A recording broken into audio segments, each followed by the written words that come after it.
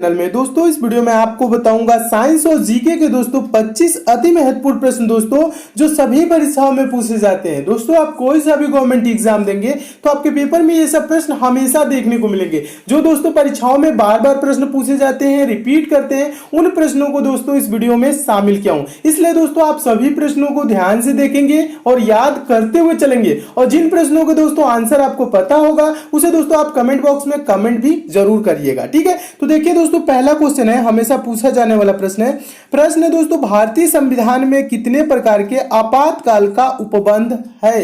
तो दोस्तों चारों ऑप्शन को पढ़ेंगे और आंसर हो जाएगा दोस्तों ऑप्शन नंबर ए। कुल 3 प्रकार के दोस्तों आपातकाल के उपबंध की व्यवस्था की गई है। कौन कौन दोस्तों? पहला राष्ट्रीय आपात, जिसको अनुच्छेद 352 के तहत वर्णित किया गया है दोस्तों। दूसरा है दोस्तों राष्ट्रपति शासन, जिसे अनुच्छेद 356 के तहत वर्णित किया गया है। और तीसरा है दोस्तों वित्तीय आपात, जिसको अनुच्छेद 360 के तहत वर्णित किया गया है। तो कुल कितने प्रकार के दोस्तों हैं आपातकाल की व्यवस्था की गई है? तो 3 प्रकार की। याद रखेंगे, यह प्रश्न हमेशा पूछा जाता है। नेक्स्ट क्वेश्चन देखिएगा दोस्तों, अगला क्वेश्चन है, अगला क्वेश्चन भी इंपॉर्टेंट है। और प्रश्न, जिस प्रश्न का आंसर आपको पता होगा दोस्तों उसे आप कमेंट जरूर करेंगे, इसका आंसर कौन सा होगा। ठीक है, मैं कमेंट देखूंगा आपका। दूसरा देखिए, दूसरा प्रश्न है, राष्ट्रीय मानव अधिकार आयोग का मुख्यालय कहां स्थित है? तो दोस्तों इसका आंसर हो जाएगा ऑप्शन नंबर डी सही हो जाएगा, नई दिल्ली में है। राष्ट्रीय मानव अधिकार का आयोग का मुख्यालय कहां है? नई दिल्ली। नेक्स्ट क्वेश्चन देखिए दोस्तों, तीसरा प्रश्न है, तीसरा प्रश्न भी इंपॉर्टेंट है, पूछा गया प्रश्न है, संथाल जनजाति किस राज्य में निवास करती है? तो दोस्तों इसका आंसर हो जाएगा ऑप्शन नंबर ए, झारखंड में। यह प्रश्न मोस्ट इंपॉर्टेंट है, इसे याद रखेंगे। संथाल जनजाति किस राज्य में निवास करती है? आंसर हो जाएगा झारखंड। नेक्स्ट क्वेश्चन देखिएगा, अगला क्वेश्चन भी महत्वपूर्ण है। प्रश्न है, कंप्यूटर मेमोरी की सबसे छोटी इकाई है? चारों ऑप्शन को पढ़िए और कमेंट भी करिए। ठीक है, तो इसका दोस्तों आंसर क्या हो जाएगा? ऑप्शन नंबर बी सही हो जाएगा, बिट। कंप्यूटर मेमोरी की सबसे छोटी इकाई बिट होती है। नेक्स्ट क्वेश्चन है, पांचवा प्रश्न देखिएगा। प्रश्न है, निम्नलिखित में से कौन एक गर्म पवन है? तो दोस्तों चारों ऑप्शन को पढ़ेंगे तो इसका दोस्तों आंसर कौन सा सही हो जाएगा? Option number A, सिराको। सिराको दोस्तों एक गर्म पवन है। सिराको दोस्तों सहारा मरुस्थल से भूमध्य सागर की ओर चलने वाली गर्म, शुष्क तथा रेत भरी स्थानीय पवन है। और जो अन्य सभी जैसे बोरा, मिस्टर और ब्लिजार्ड, जो ये सब दोस्तों है ना, ये क्या है दोस्तों? ये ठंडी पवन है। ठीक है, तो अन्य जो है वो ठंडी पवन है और सिराको क्या है दोस्तों? गर्म पवन है। इसे भी याद रखेंगे, ये प्रश्न पूछा गया है।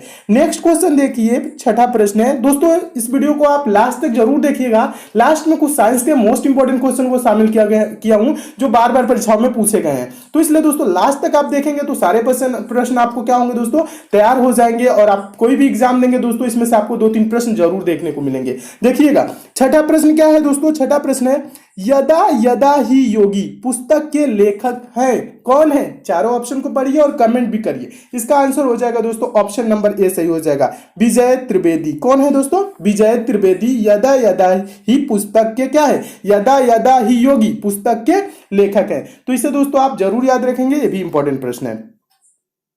नेक्स्ट क्वेश्चन देखिए दोस्तों, अगला क्वेश्चन है, सातवां प्रश्न है, गोपालपुर तट यानी बीच, गोपालपुर बीच किस राज्य में है? तो इसका आंसर क्या हो जाएगा? ऑप्शन नंबर ए सही हो जाएगा, ओडिशा में।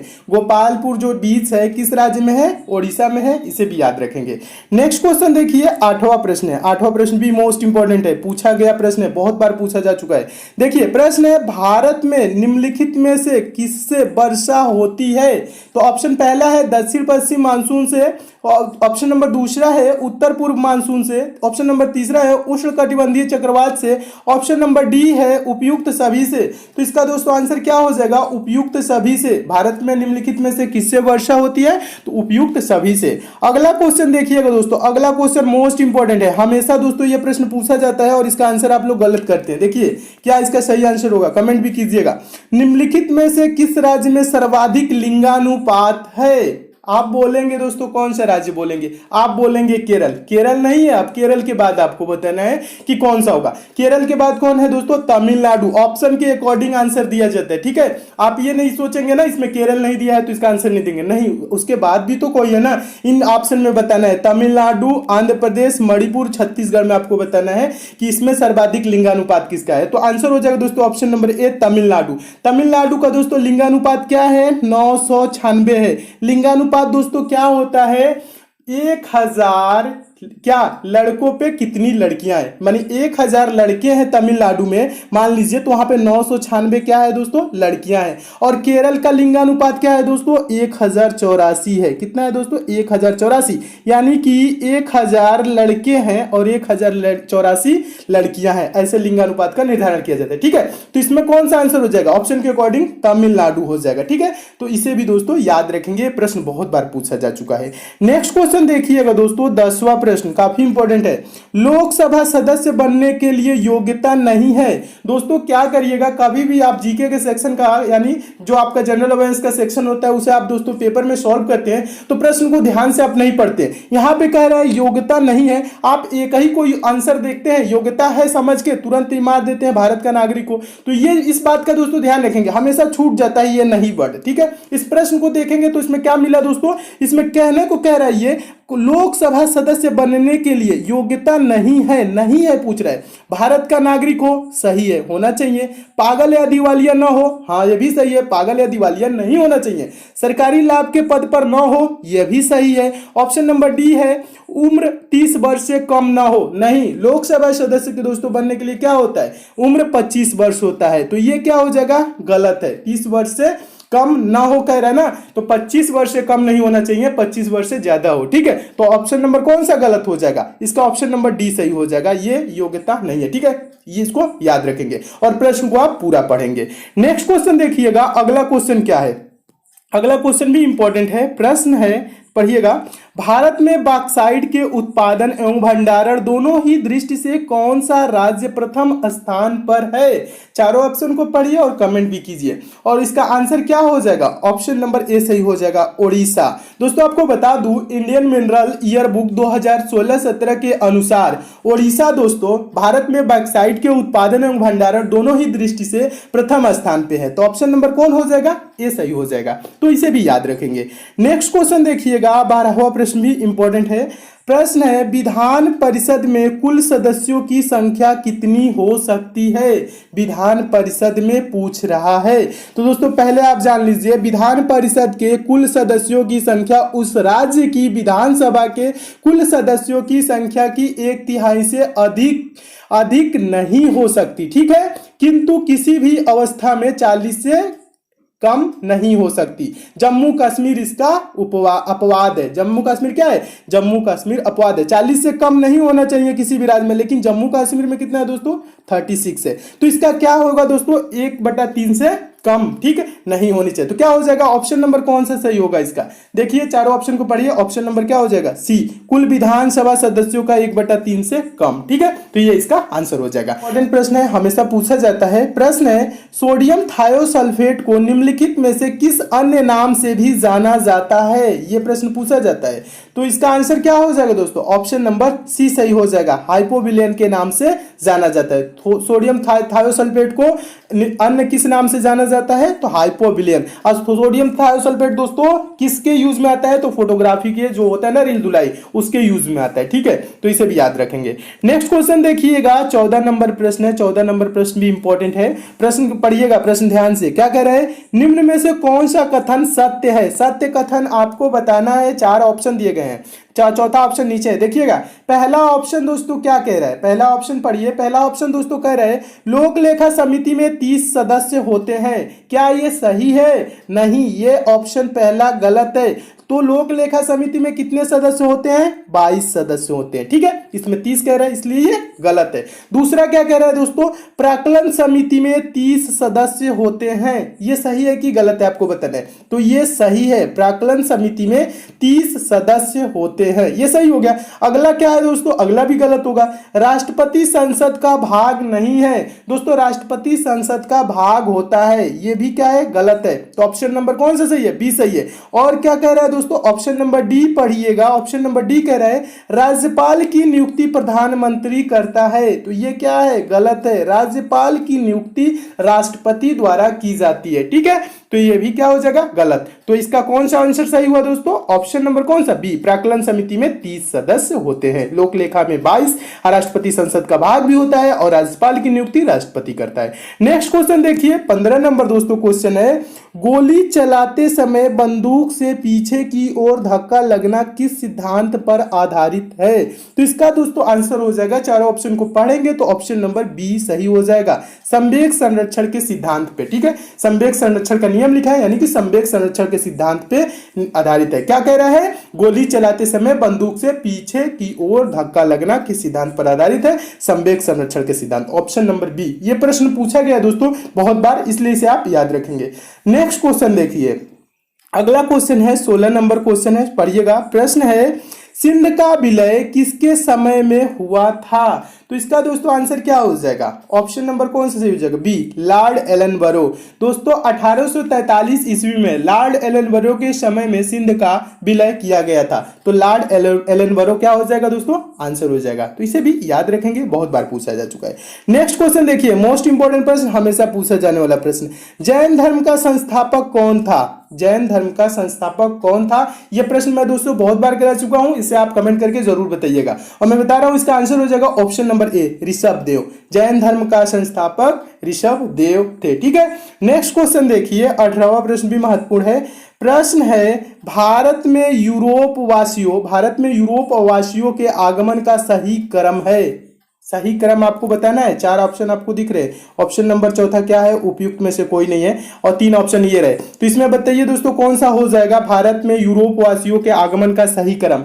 तो इसका आंसर हो जाएगा ऑप्शन नंबर ए, पहले पुर्तगीज यानी कि पुर्तगाली आए, डच, अंग्रेज। ठीक है, ये इसका सही हो जाएगा, ऑप्शन नंबर ए सही हो जाएगा। नेक्स्ट क्वेश्चन देखिए, 19 नंबर प्रश्न है। 19 नंबर प्रश्न भी मोस्ट इंपोर्टेंट प्रश्न है। प्रश्न क्या कह रहा है, पढ़िएगा। प्रश्न कह रहा है, निम्नलिखित में से किस तोमर शासक को दिल्ली शहर को स्थापित करने का श्रेय प्राप्त है। किस तोमर शासक को दिल्ली शहर स्थापित करने का श्रेय प्राप्त है। चारों ऑप्शन को पढ़िए और आंसर जरूर दीजिएगा। इसका दोस्तों आंसर हो जाएगा ऑप्शन नंबर सी सही हो जाएगा, अनंगपाल। ठीक है, अनंगपाल को दोस्तों दिल्ली को राजधानी बनाने का दिल्ली को राजधानी बनाने वाला प्रथम शासक भी कहा जाता है। ठीक है, अनंगपाल, याद रखेंगे नाम। नेक्स्ट क्वेश्चन देखिएगा, 20वां प्रश्न। 20वां प्रश्न भी इंपॉर्टेंट है। प्रश्न है, निम्न में से कांग्रेस के किस अधिवेशन में गांधी जी को अध्यक्ष चुना गया था। तो आंसर इसका कौन सा सही हो जाएगा, ऑप्शन नंबर ए, बेलगांव अधिवेशन। ठीक है, बेलगांव अधिवेशन कब हुआ था दोस्तों, 1924, ये भी याद रखेंगे। ठीक है, बेलगांव अधिवेशन पूछा जाता है, और सिर्फ एक ही बार गांधी जी को अध्यक्ष चुना गया, वो भी बेलगांव अधिवेशन। ठीक है, इसे भी याद रखेंगे। अगला क्वेश्चन देखिए, 21वां नंबर प्रश्न है। और 21वां नंबर दोस्तों प्रश्न देखने से पहले आपको बता दूं दोस्तों अगर आप मैथ में वीक है, मैथ में यानी कमजोर है, सवाल कम समझ में आती है, नहीं लगा पाते हैं, तो दोस्तों आपके लिए मैं एक चैनल बनाया हूं, जिसका लिंक दोस्तों मैं नीचे डिस्क्रिप्शन बॉक्स में उसका दे दिया हूं। दोस्तों आप उस चैनल पे जाके चैनल को सब्सक्राइब कर लीजिए, नोटिफिकेशन बेल को ऑन कर लीजिए, जहां पे दोस्तों मैं मैथ बेसिक से पढ़ा रहा हूँ, 0 लेवल से पढ़ा रहा हूँ, चैप्टर वाइज पढ़ा रहा हूँ। कुछ दिनों में दोस्तों वहां पर जब आपकी मैथ की सारी चैप्टर समाप्त हो जाएंगे, दोस्तों आप भी मैथ के प्रश्नों को सेकेंडों में सॉल्व करने लगेंगे, वो भी बिना पेन उठाए। तो आपको मैथ में थोड़ी सी भी प्रॉब्लम होती है तो दोस्तों उस चैनल पर जरूर जाए, जिसका लिंक दोस्तों मैं नीचे डिस्क्रिप्शन बॉक्स में दे दिया हूं। देखिएगा दोस्तों, अब 21वां प्रश्न क्या कह रहा है। प्रश्न कह रहा है, निम्नलिखित में से किस शासक के सिक्कों पर उसे बीड़ा बजाते हुए दिखाया गया है। किस शासक को, यह प्रश्न हमेशा पूछा जाता है। तो इसका दोस्तों आंसर हो जाएगा ऑप्शन नंबर डी, समुद्रगुप्त को। ठीक है, निम्नलिखित में से किस शासक के सिक्कों पर उसे बीड़ा बजाते हुए दिखाया गया है, तो आंसर हो जाएगा समुद्रगुप्त, ऑप्शन नंबर कौन सा, डी सही हो जाएगा। नेक्स्ट क्वेश्चन देखिए, मोस्ट इंपोर्टेंट प्रश्न, हमेशा दोस्तों यह प्रश्न पूछा जाता है, याद रखेंगे। गेहूं में प्रोटीन कितना प्रतिशत होता है। गेहूं में प्रोटीन का प्रतिशत कितना होता है, पूछ रहे हैं ना, यानी गेहूं में प्रोटीन कितना प्रतिशत होता है। 4 ऑप्शन आपको सामने दिख रहे हैं और इसे आप कमेंट करके भी बताएंगे। और दोस्तों इसका आंसर हो जाएगा ऑप्शन नंबर सी, लगभग 12% गेहूं में प्रोटीन पाया जाता है। तो इसे भी याद रखेंगे, मोस्ट इंपोर्टेंट प्रश्न है। अगला क्वेश्चन देखिएगा, अगला क्वेश्चन भी इंपॉर्टेंट है। देखिए प्रश्न है पेनिसिलिन की खोज किसने की। ये प्रश्न क्या है, ये भी प्रश्न मोस्ट इंपॉर्टेंट है। कोई भी दोस्तों एग्जाम देंगे ना तो ये प्रश्न क्या होता है, रिपीट करता है, बहुत बार रिपीट परीक्षाओं में कर चुका है। पेनिसिलिन की खोज किसने की, तो दोस्तों इसका आंसर क्या हो जाएगा, ऑप्शन नंबर कौन सा सही हो जाएगा। चारों ऑप्शन को पढ़ेंगे तो ऑप्शन नंबर बी सही हो जाएगा। अलेक्जेंडर फ्लेमिंग ने पेनिसिलिन की खोज की थी। तो इसे भी क्या रखेंगे दोस्तों, याद रखेंगे, हमेशा पूछा जाता है। नेक्स्ट क्वेश्चन देखिएगा, अगला क्वेश्चन भी इंपॉर्टेंट है। प्रश्न है केसर के लिए पौधे का कौन सा भाग उपयोग में लाया जाता है। केसर के लिए पौधे का कौन सा भाग उपयोग में लाया जाता है, तो आंसर हो जाएगा ऑप्शन नंबर इसका कौन सा, बी सही हो जाएगा, वर्तिकाग्र, जिसे वर्तिका भी कहीं लिखा रहता है या वर्तिकाग्र, ठीक है, तो वर्तिकाग्र याद रखेंगे, ऑप्शन नंबर बी। अगला क्वेश्चन देखिए, 25वां प्रश्न मोस्ट इंपॉर्टेंट है, ये भी बहुत बार पेपर में पूछा जा चुका है। प्रश्न है शहद का प्रमुख घटक है, यानी कि शहद का प्रमुख घटक कौन सा है, चारों ऑप्शन में से आपको बताना है। तो इसका दोस्तों आंसर कौन सा हो जाएगा, ऑप्शन नंबर इसका बी सही हो जाएगा, फ्रक्टोज। शहद का क्या है दोस्तों, प्रमुख घटक कौन सा है, फ्रक्टोज है। शहद में फ्रक्टोज कितने परसेंट पाई जाती है दोस्तों, तो 38.2% क्या होता है दोस्तों, फ्रक्टोज होता है। और ग्लूकोज भी होता है, ग्लूकोज कितना होता है दोस्तों, 31% होता है। और माल्टोज भी होता है, माल्टोज दोस्तों कितना होता है, 7.1% क्या होता है दोस्तों, माल्टोज। वह अन्य शर्करा कितने परसेंट होते हैं दोस्तों, ये होते हैं दोस्तों 9%, ठीक है। इसमें जल की मात्रा लगभग 17% भी होती है, ठीक है, ये भी याद रखेंगे। तो ये सब प्रश्न दोस्तों हमेशा दोस्तों परीक्षाओं में पूछे जाते हैं। तो फ्रक्टोज इसमें कितना होता है, 38.2, यानी कि प्रमुख घटक क्या है दोस्तों, फ्रक्टोज ही है, ठीक है, सबसे ज्यादा है तो प्रमुख घटक यही है। तो दोस्तों ये रहे आपके 25 मोस्ट इंपोर्टेंट क्वेश्चन जो बार बार परीक्षाओं में पूछे जाते हैं। दोस्तों इसमें और भी क्वेश्चन है, उसको मैं नेक्स्ट पार्ट में करा दूंगा। और दोस्तों आपको बता दूं, ये सारे प्रश्न दोस्तों आपको अच्छे लगे हैं तो दोस्तों इस वीडियो को लाइक जरूर कीजिएगा और शेयर भी कर दीजिएगा दोस्तों। फेसबुक, व्हाट्सएप, टेलीग्राम जितने भी दोस्तों आपके पास स्टडी ग्रुप हो, उस ग्रुप में एक बार शेयर जरूर कीजिएगा। और जो दोस्त इस चैनल पे नए हैं, जिनको दोस्तों हमारे वीडियोस की डेली नोटिफिकेशन नहीं मिलती है, नीचे दोस्तों रेड कलर का सब्सक्राइब लिखा हुआ दोस्तों, वहां पे आप क्लिक करके दोस्तों चैनल के साथ जुड़ जाइए। और बगल में दोस्तों बेल आइकन का सिंबल बनेगा दोस्तों, बेल आइकन पे प्रेस करके ऑन जरूर कर लीजिएगा। ऑन रहेगा तभी आपको दोस्तों डेली सारे वीडियोस की नोटिफिकेशन यानी आप तक मैसेज आएगी। तो दोस्तों सब्सक्राइब और बेल आइकन पे प्रेस जरूर कीजिएगा। तो मिलते हैं दोस्तों अगले वीडियो में और भी इंपॉर्टेंट प्रश्नों के साथ, तब तक के लिए दोस्तों धन्यवाद।